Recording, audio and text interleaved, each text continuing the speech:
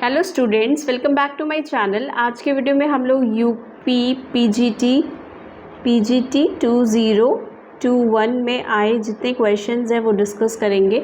Student, हमें ये discuss करने की ज़रूरत इसलिए भी है क्योंकि हमारे एग्ज़ाम जो है वो मोस्ट प्रोबेबली सितंबर में हो जाएगा। तो अगर हम लोग प्रीवियस ईयर क्वेश्चंस अगर डिस्कस करके रखेंगे तो हमारे लिए बेनिफिशियल होंगे। ठीक है, so without wasting our time let's get started. मैंने अपने प्रीवियस वीडियो में, आप लोग देखो मेरे चैनल केमिस्ट्री एडोमेटिक्स में जाके केमिस्ट्री एडोमेटिक्स में जाइए और उसमें मैंने 1 से लेके 25 क्वेश्चंस डिस्कस भी किए हैं। ठीक है, तो आज हम लोग आगे चलेंगे। चलिए, क्वेश्चन नंबर 1 पूछा है कि bond enthalpy is evaluated by using. ठीक है, आपको बताना है कि बॉन्ड एंथैल्पी हम लोग किससे इवैल्यूएट करते हैं। तो फर्स्ट ऑप्शन दिया है students Kirchhoff's law, Kirchhoff's equation. ठीक है, मैं आप लोगों को क्वेश्चन नहीं सिर्फ ऑप्शंस लिखूंगी सो दैट आप लोगों को आइडिया हो जाए।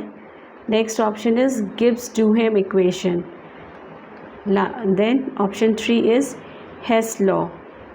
Option D is Maxwell relation. तो जिसने मेरे YouTube केमिस्ट्री एडोमेटिक्स के वीडियोस देखे होंगे थर्मोडायनेमिक्स के, वो बच्चे ईज़िली आंसर कर पाएंगे। इसका करेक्ट आंसर है हेस लॉ। हेस लॉ क्यों है स्टूडेंट? बिकॉज बॉन्ड एंथैल्पी जो है डेल एच हम लोग हेस लॉ में ही कैलकुलेट करते हैं। ठीक है, हेस लॉ से ही कैलकुलेट करते हैं। ओके स्टूडेंट, जिसमें समेशन नेट क्या होता है is equal to summation of delta H. ठीक है, डेल्टा एच क्या है यहाँ पे? Change in enthalpy. ठीक है स्टूडेंट, तो करेक्ट आंसर हमारा ऑप्शन सी हो जाएगा। चलिए, नेक्स्ट क्वेश्चन है क्वेश्चन नंबर 2। क्वेश्चन नंबर 2 पूछा है student, among the chlorides of alkaline earth metal given below. Alkaline earth metals कुछ दिए हुए हैं जैसे CaCl2, सेकेंड दिया हुआ है MgCl2, थर्ड दिया है BaCl2 एंड फोर्थ दिया है Sr स्ट्रोंशियम क्लोराइड। ठीक है स्टूडेंट, तो इसमें पूछा है lowest melting point as per फजान्स rule बताना है आपको। हाँ, मैंने ये भी केमिकल बॉन्डिंग में पढ़ा रखा है आप लोगों को। फजान्स रूल के अकॉर्डिंग बताना है कि किसकी मेल्टिंग पॉइंट सबसे लोएस्ट होगी। ठीक है स्टूडेंट, तो इसका आंसर क्या होगा? अकॉर्डिंग टू फजान्स रूल हम लोग को पता है जो lowest melting point among the given chloride will be MgCl2, right. MgCl2 having melting point near 350। इसका जो मेल्टिंग पॉइंट होता है वो 350 डिग्री सेल्सियस पे होता है, इसीलिए लोएस्ट मेल्टिंग पॉइंट हमारा MgCl2 हो जाएगा। ठीक है स्टूडेंट, चलिए क्वेश्चन नंबर 3। कोई आप लोगों को डाउट क्वेरीज होगी तो आप लोग मुझे पूछ सकते हो। नेक्स्ट क्वेश्चन है the effect of increase in temperature on rate of enzyme catalysed reaction. आपको बताना है इफेक्ट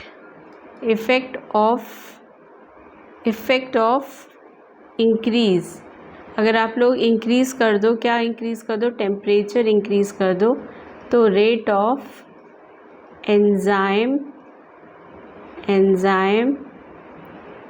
कैटालाइज्ड रिएक्शन पे क्या फ़र्क पड़ेगा?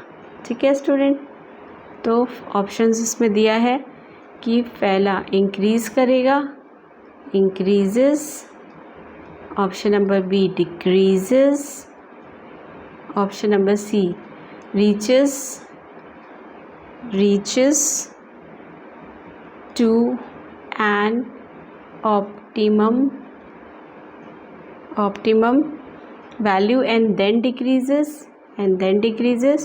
Question number option 4 is for some extent increases and then decreases. For some extent increases then decreases. चलिए बताइए क्या होगा इसका करेक्ट आंसर? क्या होगा करेक्ट आंसर स्टूडेंट? ये क्या, कौन सी रिएक्शन है? एंजाइम कैटालाइज्ड रिएक्शन है। ठीक है, इसमें बेसिकली क्या होता है एंजाइम कैटालाइज्ड रिएक्शन में? एंजाइम कैटलाइज्ड रिएक्शन में क्या होता है स्टूडेंट, हम लोग एक ग्राफ बनाते हैं, ये हमारा रेट का ग्राफ होता है, ठीक है। हम यहाँ पे रेट ऑप्टिमाइज़ करते हैं, यहाँ पे हम लोग टेम्परेचर बढ़ाते हैं। ये सपोज़ करिए डिफरेंट टेम्परेचर है, तो क्या होता है एक सर्टेन टेम्परेचर एक सर्टेन तक तो इंक्रीज़ करता है, ठीक है। ये इसका हाईएस्ट, कह दो आप लोग हाईएस्ट पीक है, यहाँ तक तो इंक्रीज़ करेगा, उसके बाद ये डिक्रीज़ करना शो करता है। इसी को हम लोग टी मैक्स कहते हैं, ठीक है। जैसे जैसे हम लोगों ने क्या किया, टेम्परेचर बढ़ाया, तो ये पहले तो कांस्टेंट रहता है, फिर बढ़ता है, फिर बढ़ता है, फिर एक एक्सटेंट तक बढ़ता है, उसके बाद फिर डिक्रीज स्टार्ट हो जाता है। तो इसका करेक्ट आंसर होगा reaches to an optimum and then decreases, ठीक है स्टूडेंट। तो ऑप्शन नंबर सी जो है इसका करेक्ट आंसर हो जाएगा, ठीक है। चलिए next question number 4। Question number 4 पूछा है आप लोगों से, ग्लूकोज मॉलिक्यूल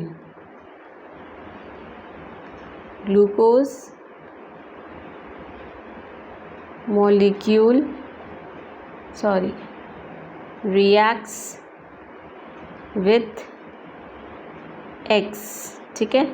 एक्स से रिएक्ट कर रहा है एक्स मॉलिक्यूल से ऑफ फिनाइल हाइड्राजीन, ठीक है, टू यील्ड ओज़ाज़ोन। तो आप लोगों को बतानी है द वैल्यू ऑफ एक्स की क्या वैल्यू होगी, ठीक है। आप लोगों को बेसिकली एक्स निकालना है। एक्स क्या होगा, 4 option B, 3 option C, 2 option D, 1, ठीक है। तो इसमें पूछा है ग्लूकोज मॉलिक्यूल रिएक्ट करता है x molecule of phenyl hydrazine से, तो कितना ओज़ाज़ोन का हमें ज़रूरत पड़ेगी। तो बेसिकली ये जो हमारा बायोमॉलिक्यूल से, कहाँ से ये क्वेश्चन है स्टूडेंट, बायोमॉलिक्यूल से। चलिए देखते हैं इस रिएक्शन में होता क्या है। इस रिएक्शन में पहले हम लोग लेते हैं एक्सप्लेनेशन, ठीक है। इसमें क्या होता है स्टूडेंट, हम लोग CHO then CHOH then CHOH whole bracket 3 and then CH2OH। ये हमारा क्या है स्टूडेंट, ग्लूकोज की हम लोग पहले एक मोल फिनाइल हाइड्राजीन से रिएक्शन कराते हैं। फिनाइल हाइड्राजीन का फॉर्मूला C4H5NH2, ठीक है। तो ये बेसिकली करता क्या है, वाटर मॉलिक्यूल निकाल देता है ना, वाटर मॉलिक्यूल निकाल देता है। तो यहाँ से क्या निकलेगा, ये H2 निकलेगा और यहाँ से ऑक्सीजन जाएगा और यहाँ फिनाइल हाइड्राजीन का H2 जाएगा। तो क्या होगा, बेसिकली वाटर मॉलिक्यूल माइनस होगा, ठीक है। तो फिर बचेगा क्या हमारा CH डबल बॉन्ड NH,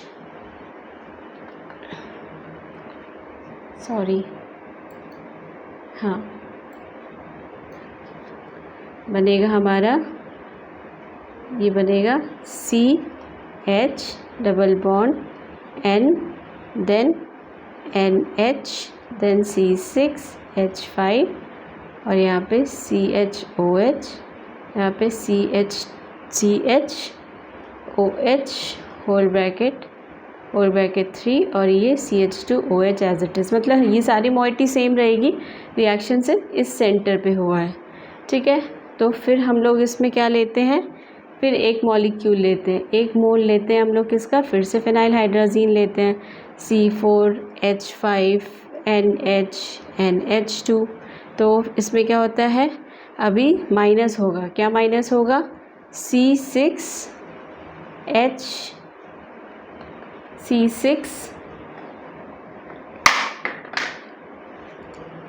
अभी इसमें स्टूडेंट माइनस होगा C6H5NH2 और एक NH2 और माइनस होगा, ठीक है स्टूडेंट। एक NH2 और माइनस होगा, तो फिर ये क्या बन जाएगा, फिर ये क्या बन जाएगा स्टूडेंट, फिर ये बन जाएगा CH double bond NH C6H5 और ये C डबल बॉन्ड O, ठीक है, और ये CHOH होल ब्रैकेट 3 और ये CH2OH। फिर हम लोग एक मोल लेंगे, क्या लेंगे, C4H5NH2। अब यहाँ से फिर वाटर मॉलिक्यूल निकलेगा। अब फाइनल जो हमारा प्रोडक्ट बनेगा वो CH double bond NH C6H5 और यहाँ पे रिएक्शन होगी C double bond NH C6H5 whole moiety will remain same, ठीक है स्टूडेंट। तो इसको कहते हैं हम लोग, इसको कहते हैं ग्लूकोज से क्या बना, ग्लूकोजाजोन, ठीक है। आई होप आप लोगों को समझ में आ रहा होगा, राइट। तो इसके कितने मोल लेने पड़े हम लोगों को, खुद से देखो आप लोग, एक मोल इधर, एक मोल इधर और एक मोल इधर, ठीक है। तो उसका करेक्ट आंसर क्या हो जाएगा, करेक्ट आंसर क्या हो जाएगा स्टूडेंट, ऑप्शन नंबर 3, ठीक है। 3 मोल हमको लेने पड़ते हैं फिनाइल हाइड्राजीन के, जिसमें ग्लूकोज से ग्लूकोजाजोन बनाने के लिए कितने, 3 मोल्स ऑफ फिनाइल हाइड्राजीन। याद रखिएगा, आगे भी ये क्वेश्चन आ सकता है, इसलिए मैं बोल रही हूँ, ठीक है स्टूडेंट। चलिए move to the next question. Next question students, next question में चलते हैं हम लोग।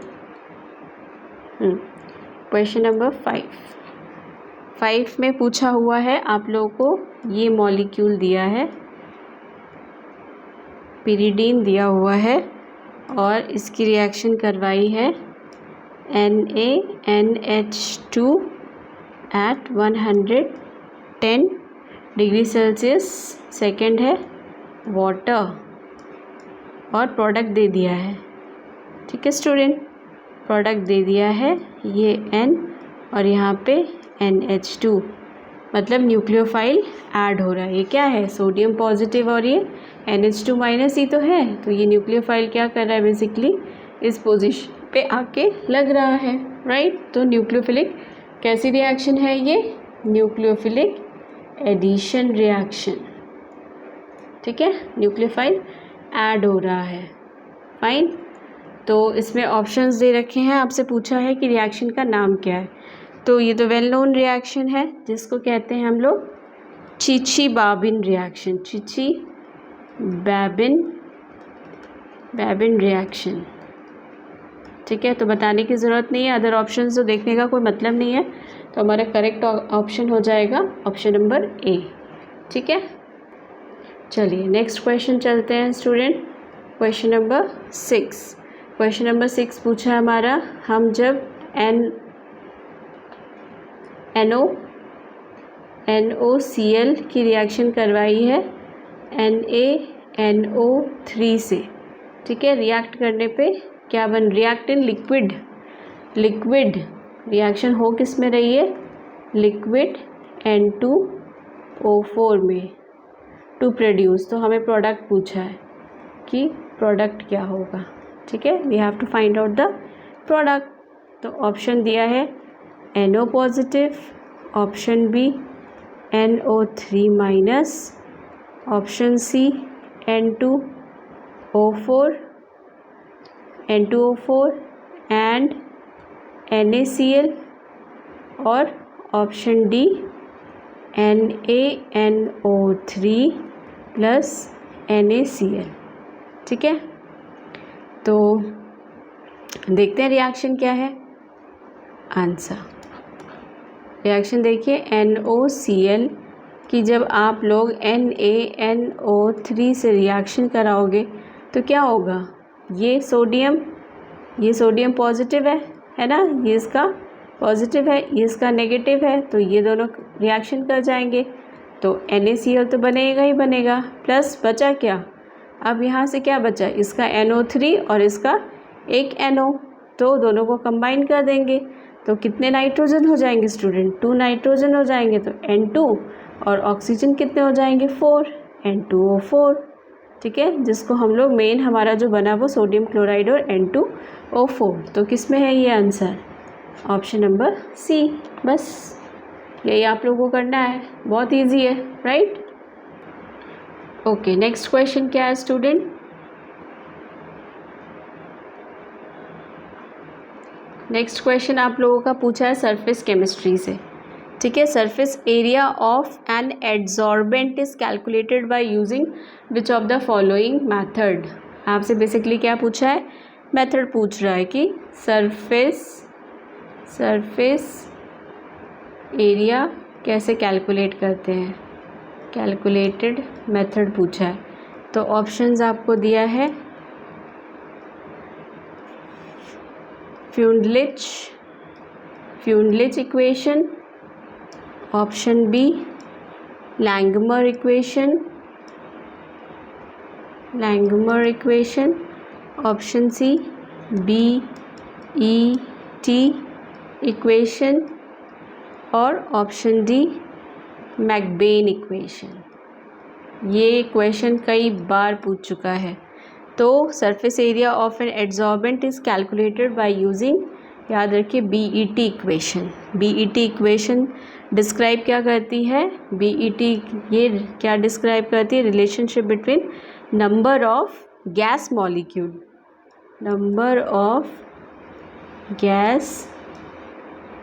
मॉलिक्यूल्स adsorbed,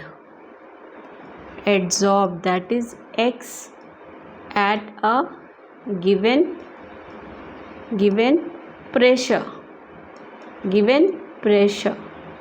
ठीक है, तो बेट से हम सरफेस एरिया कैलकुलेट कर सकते हैं। ठीक है, कई बार ये क्वेश्चन आ चुका है, इसलिए ये इम्पोर्टेंट बनता है आगे के लिए भी। चलिए नेक्स्ट क्वेश्चन है स्टूडेंट, पूछा है the example of vat dyes पढ़े ना आप लोगों ने, डाई जिसमें से VAT वेट डाई का पूछा है एग्जाम्पल कौन सा है।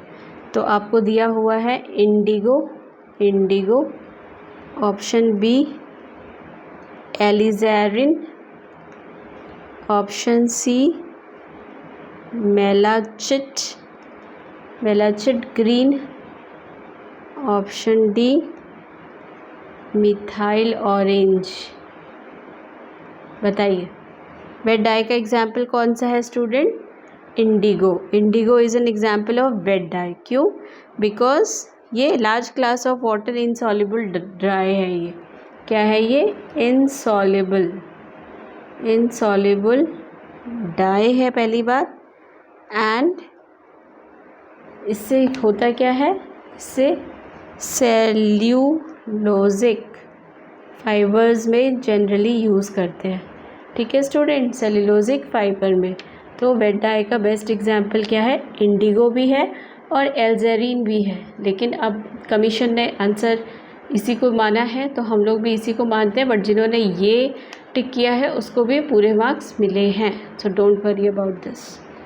Okay, shall we move to next question. Okay, चलिए नेक्स्ट क्वेश्चन पूछा है स्टूडेंट, फिर से ऑर्गेनिक आ गया। आपको एक्स आइडेंटिफाई करना है। ठीक है, एक्स बताना है। रिएक्टेंट दिया हुआ है आपको, ये रिएक्टेंट है BR, दिस इज़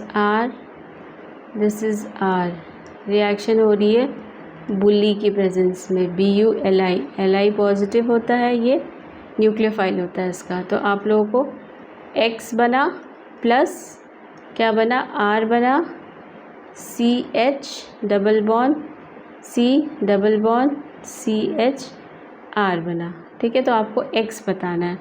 तो X क्या होगा स्टूडेंट, इसमें देखिए इसकी मैकेनिज़्म ही हम लोग कर लेते हैं। ये हमारा है, इसने रिएक्शन की, बुलीस के साथ रिएक्शन हुई, तो बेसिकली होगा क्या, ये मान लीजिए ये R है, ये R तो चेंज होगा नहीं। ठीक है, तो ये क्या करेगा, ब्यूटाइल लिथियम ब्यूटाइल लिथियम क्या करेगा, एक ब्रोमीन को ले लेगा, ठीक है, एक ब्रोमीन को ले लेगा तो फिर क्या हो जाएगा, एक ब्रोमीन यहाँ पे रहेगा और एक में लिथियम आ जाएगा। फिर इसके अनदर मोल क्या करेंगे, ये ब्रोमीन को भी ले लेंगे, ये ब्रोमीन को भी ले लेंगे, ये तो R हो गया, ये R हो गया, फिर यहाँ पे Li, यहाँ पे भी Li, फिर ये बेसिकली क्या हो जाएगा, एलिमिनेशन रिएक्शन टाइप की हो जाएगी। इसमें यहाँ पे रेडिकल बन जाएगा, ये हमारा R और ये वाला R, और ये रेडिकल फिर खुल जाएगा, रिंग की ओपनिंग हो जाएगी, ये ऐसे खुलेगा और ये ऐसे खुलेगा, तो ये R और CH double bond C double bond CH और ये R, ठीक है, एलीन बन जाएगा स्टूडेंट। क्या बन जाएगा, एलीन। बेसिकली रिंग की ओपनिंग हो रही है, ठीक। तो इसका जो करेक्ट आंसर होगा वो हो जाएगा स्टूडेंट ये वाला। इसमें आपको एक्स जो पूछा था इंटरमीडिएट, ये वाली स्टेप पूछी थी, ये वाली, तो इसमें ऑप्शन जो दिया है वो ऐसे दिया है, ठीक है, ये R और ये R, यही आपको बताना था, तो करेक्ट आंसर ये हो जाएगा, ठीक है। नेक्स्ट क्वेश्चन देखते हैं स्टूडेंट। नेक्स्ट क्वेश्चन में आपको एक इस तरीके का मोइटी दिया था। थोड़े तो कमीशन अलग अलग टाइप के क्वेश्चंस के साथ एक्सपेरिमेंट करता रहता है ना, तो उससे क्या होता है, उसका जो लेवल है वो मेंटेन रहता है। और वैसे भी पिछली बार का पीजीटी का एग्ज़ाम जिसने बहुत अच्छे से पढ़ाई की होगी उसी का निकलेगा भी, क्योंकि स्टैंडर्ड काफ़ी हाई कर दिया है, तो आप लोगों को उसी हिसाब से पढ़ाई भी करनी है अपनी, ठीक है स्टूडेंट। CH3 और ये CH3, इस पे एक लोन पेयर था, इस पे एक लोन पेयर था। आपसे पूछा था एग्ज़ाम में कि the above mention compound is precisely termed as, ये क्या है, क्या है ये, बेस है या प्रोटॉन स्पॉन्ज है या फिर इलेक्ट्रॉन स्पॉन्ज है, और डी या फिर एसिड है, ठीक है। तो ये जो कंपाउंड है, इस कंपाउंड का नाम पहले हम लोग देख लेते हैं, 1,8। देखिए कहाँ से नोमेनक्लेचर स्टार्ट होगी इसकी, 1 2 3 4 5 6 7 8 है ना, 1 2 3 4 5 6 7 8। तो जो हमारे फंक्शनल ग्रुप है वो 1 और 8 पोजीशन पे है और दोनों सेम है, तो क्या हो जाएगा, फिर बिस लिख देंगे, मतलब दो हैं तो बिस हो गए। और फिर क्या है, डाई मिथाइल अमीनो ग्रुप ही तो लगा है स्टूडेंट, डाई मिथाइल अमीनो, और क्योंकि ये दोनों जॉइंट हैं तो नेप्थलीन जैसे हैं, तो हो जाएगा नेप्थेलिडीन, ठीक है।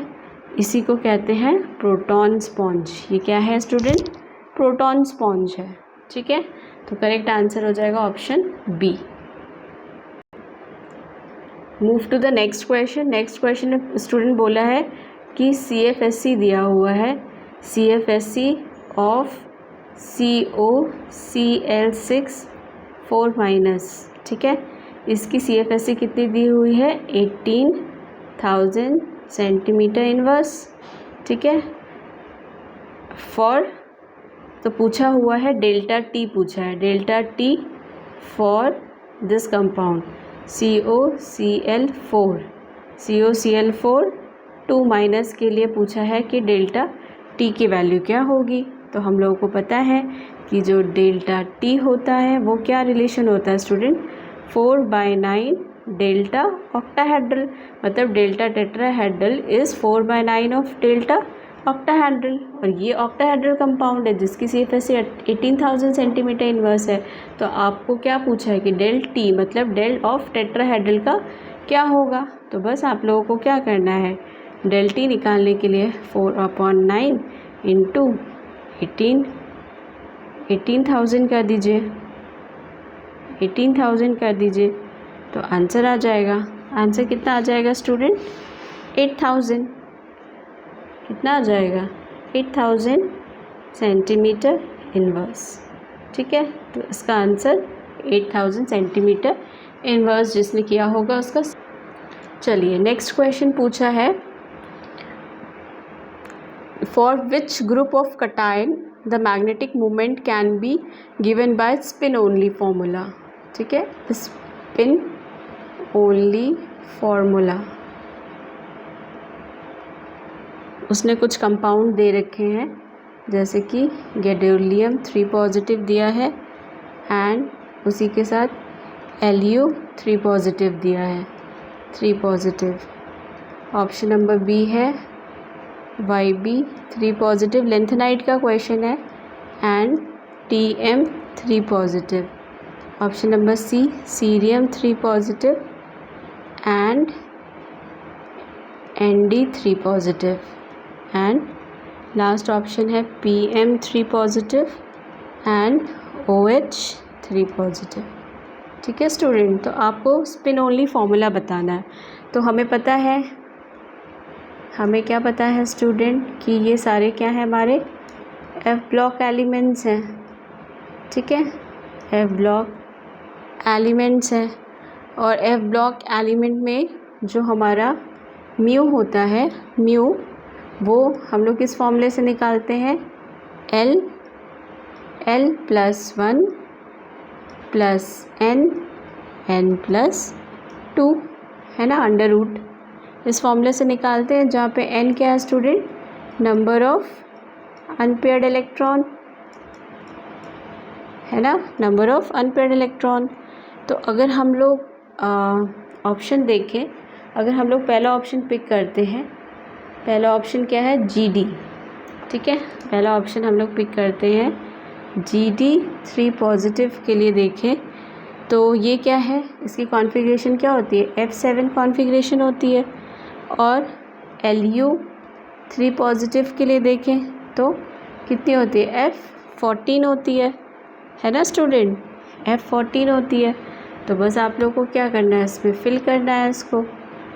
F ब्लॉक में कितने डब्बे होते हैं, 1 2 3 4 5। ठीक है स्टूडेंट,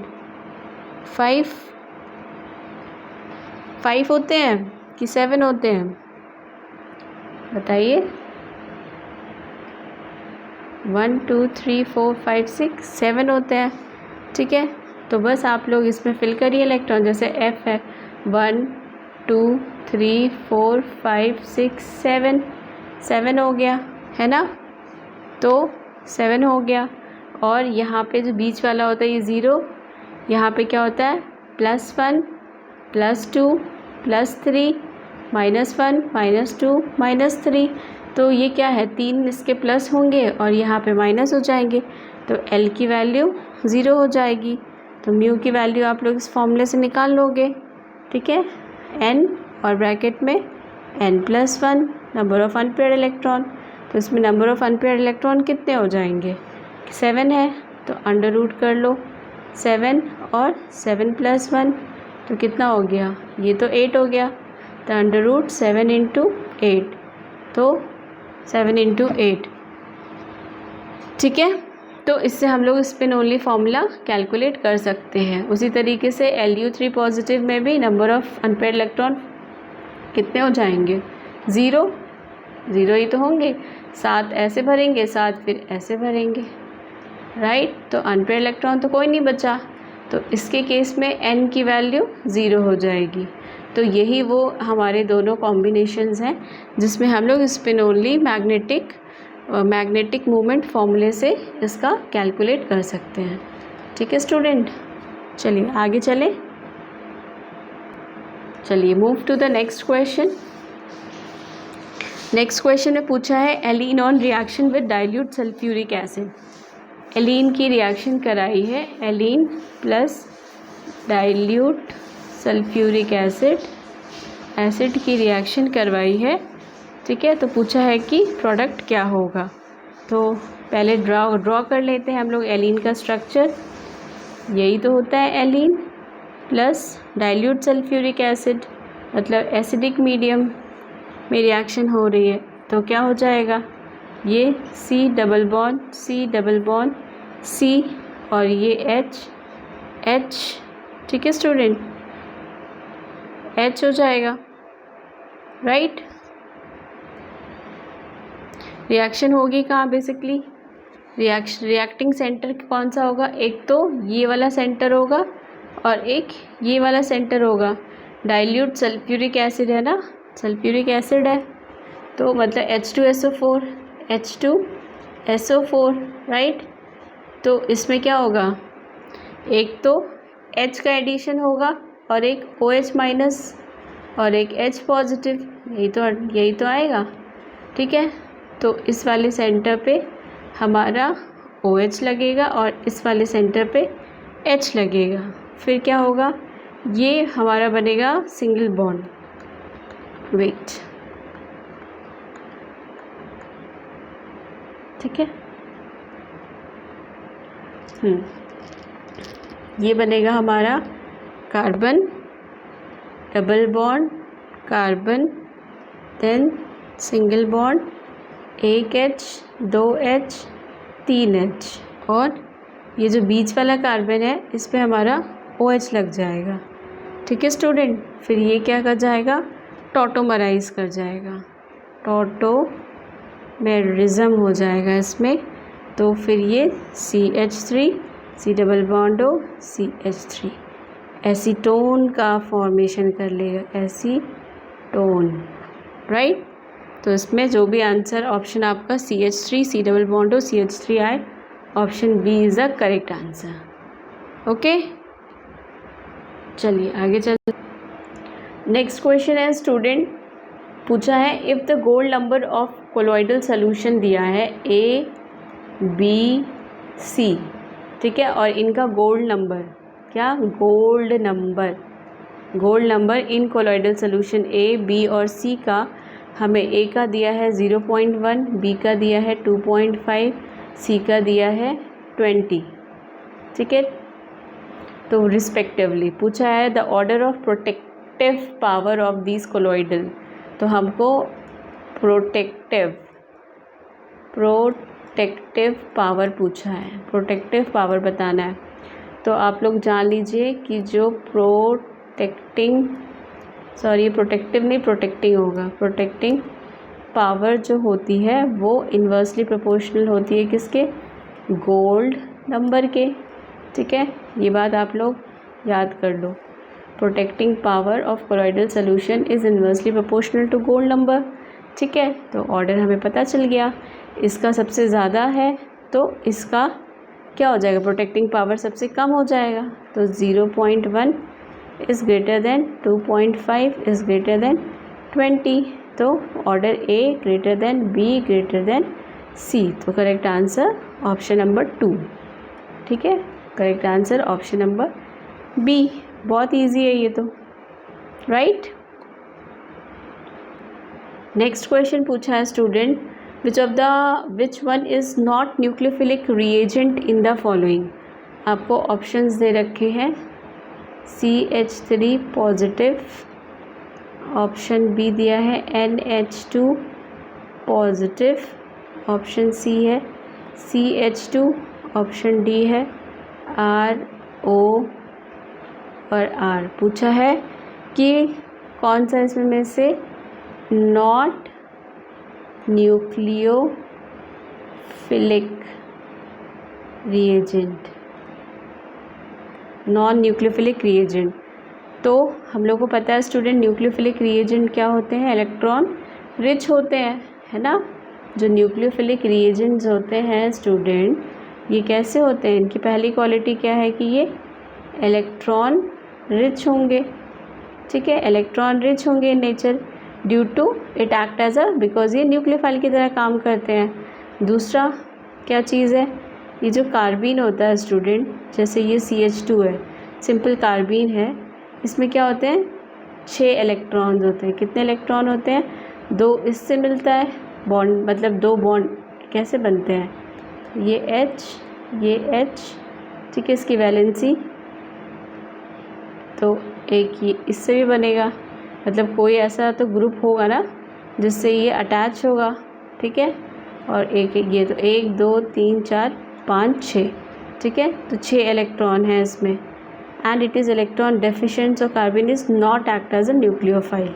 तो कार्बिन न्यूक्लियोफाइल की तरह काम नहीं करेगा, तो ये ऑप्शन तो कट गया। अब हमें देखना है इलेक्ट्रॉन रिच पूछा है, तो ये तो ऑलरेडी डेफिशिएंट है, ये भी नहीं होगा, ये भी डेफिशिएंट है, ये भी नहीं होगा, तो CH2। तो करेक्ट आंसर इसका क्या हो जाएगा स्टूडेंट? Option 3, right. चलिए नेक्स्ट क्वेश्चन चलते हैं स्टूडेंट। नेक्स्ट क्वेश्चन आपको दिया हुआ है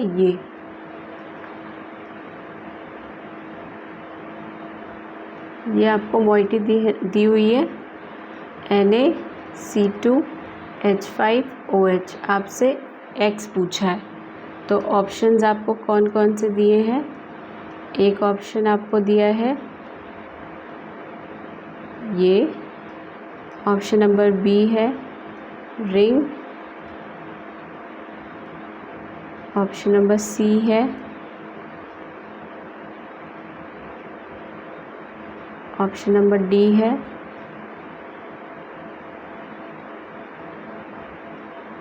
ठीक है। तो हमें पता है कि ये कौन सी रिएक्शन है स्टूडेंट, जब हम लोग इस तरीके का एरोमेटिक ग्रुप प्लस सोडियम और ये सॉल्वेंट दिया होता है, तो ये रिएक्शन होती है हमारी बर्च, BIRCH, बर्च रिडक्शन। ठीक है, बर्च रिडक्शन में क्या होता है स्टूडेंट? बर्च रिडक्शन में हमारा जो प्रोडक्ट मिलता है वो 1,4-डाईहाइड्रोनेप्थलीन बनता है। क्या बनता है? 1,4-डाईहाइड्रोनेप्थलीन। ये रिंग की एरोमेटिसिटी जो है वो चली जाती है और यहाँ पे डबल बॉन्ड आ जाता है। तो करेक्ट आंसर हो जाएगा हमारा ऑप्शन ए। ये क्या है? 1,4-डाईहाइड्रोनेप्थलीन। 1 और कौन सी पोजीशन पे? 4 पोजीशन पे है ना। 1 कहाँ से देखोगे आप लोग इसको? 1,4-डाईहाइड्रो मतलब यहाँ भी और यहाँ भी, यहाँ हाइड्रोजन और यहाँ हाइड्रोजन, तो ये 1 2 3 4, तो 1,4-डाईहाइड्रो और हमारा ये ग्रुप नेप्थलीन। तो करेक्ट आंसर हो जाएगा ऑप्शन। आगे चले। आई होप आप लोगों को मज़ा आ रहा होगा क्वेश्चन करने में। ठीक है, अगर आ रहा है तो मुझे प्लीज़ बताइए। नेक्स्ट क्वेश्चन पूछा है कि first law of thermodynamics based on, किस पे बेस्ड है स्टूडेंट? तो ऑप्शन दिया हुआ है कि थ्योरी पे बेस्ड है, ऑप्शन बी डेरिवेशन पे बेस्ड है, ऑप्शन सी क्वांटम मैकेनिक्स पे, क्वांटम मैकेनिक्स, और option D experimental facts.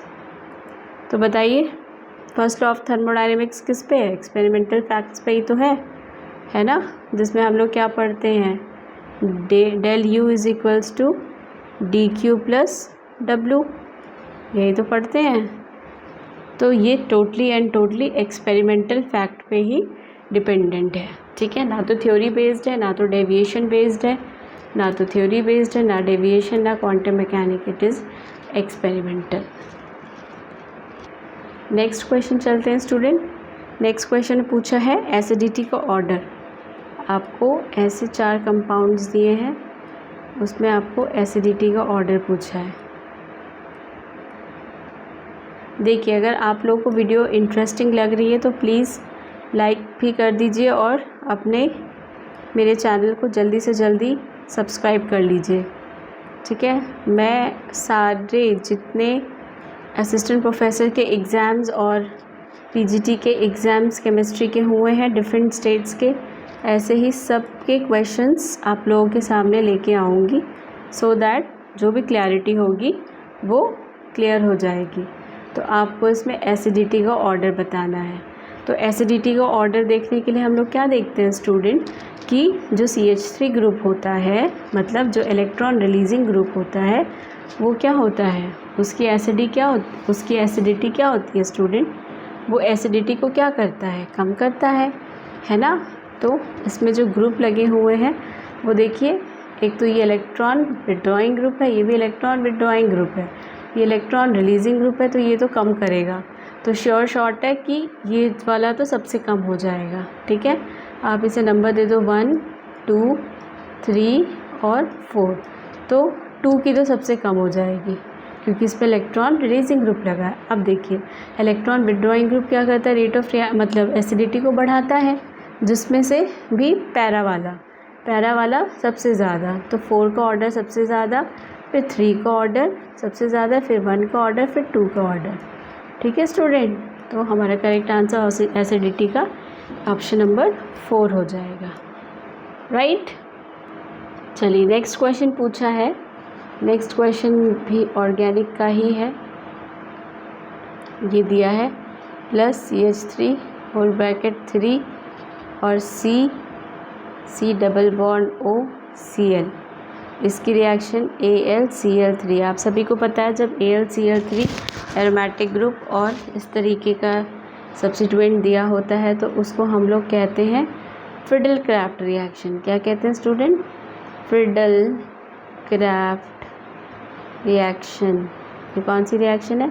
Friedel-craft reaction. तो इसमें बेसिकली होता क्या है, टर्शियरी कार्बोकैटायन का फॉर्मेशन होता है।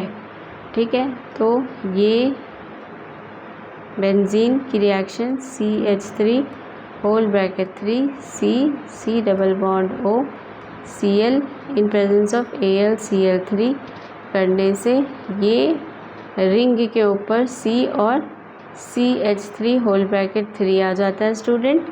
फिर क्या होता है, ये आ गया ये वाला ग्रुप, इतना ग्रुप तो रिंग पे आ गया और बचा ये ग्रुप क्या हो जाएगा, पदर निकल जाएगा।